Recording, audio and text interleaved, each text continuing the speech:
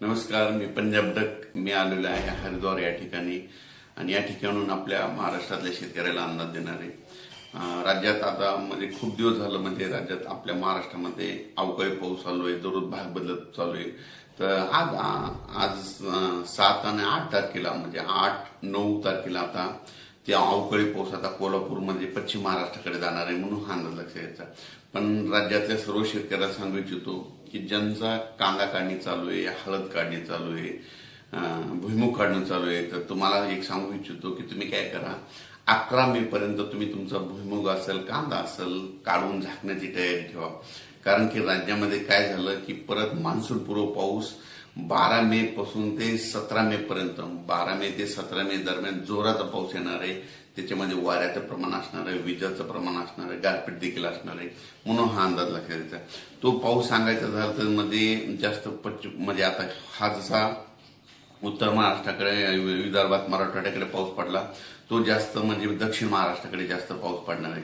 म्हणजे सांगायचं झालं तर म्हणजे सोलापूर जिल्हा, लातूर जिल्हा, नांदेड जिल्हा, परभणी जिल्हा, त्याच्यानंतर हिंगोली, बीड, कडाष्टी, त्याच्यानंतर सातारा, सांगली, सोलापूर, कोल्हापूर, त्याच्यानंतर पुणे जिल्हा, नगर जिल्हा,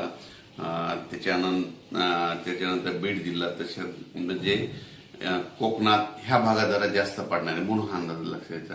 राज्यात म्हणजे तो पाऊस जास्त आहे, फक्त दक्षिण महाराष्ट्राकडे जास्त पडणार आहे. दक्षिण महाराष्ट्राकडे म्हणजे सांगायचं झालं तर आणखी परत सांगतो की त्या जिल्ह्यात जरा जास्त स्वरूपात नांदेड, हिंगोली, परभणी, बीड, लातूर, धाराशिव, त्याच्यानंतर सोलापूर जिल्हा, सांगली जिल्हा, सातारा जिल्हा, कोल्हापूर, राधानगरी, कर्नाटककडे तर खूपच राहणार म्हणून हे देखील लक्षात द्यायचं.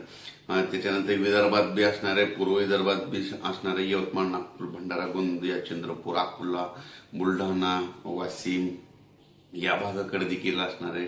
जळगाव, त्याच्यानंतर धुळे, नंदुरबार, नाशिक या भागाकडे देखील असणार आहे. पण काय झालं नेमकं आता कांदा काय होणार आहे 12 तारखेपासून राज्यामध्ये म्हणजे आता सर्व शेतकऱ्याचा कांदा काढणं झाकणं चालू आहे. तर सर्व शेतकऱ्याला माझी विनंती आहे, तुम्ही काय करा, 11 तारखेपर्यंत तुम्ही तुमचा कांदा चाळीमध्ये घालण्याची तयारी ठेवा. कारण की राज्यात 12 मे ते 17 मेच्या दरम्यान अवकाळीचं संकट आहेत म्हणून हे लक्षात घ्यायचं. आणि परत एक शेतकऱ्याला सांगू इच्छितो की दरवर्षी मान्सून काय असतो, अंदमान बेटावर 19 मे कधी, 20 मे कधी, 21 ला येतो. तर यावेळेस वेळे अगोदरच मान्सून अंदमानवर येणार आहे म्हणून हे सगळ्यासाठी आनंदाची बातमी. अचानक वातावरणात बदल झाला तर लगेच एक मेसेज दिला जाईल. मी हरिद्वार या ठिकाणी आलेलो आहे आणि या हरिद्वार या ठिकाणून ही देवभूमी आहे. या देवभूमीहून आपल्या महाराष्ट्रातल्या शेतकऱ्याला अंदाज देत आहे.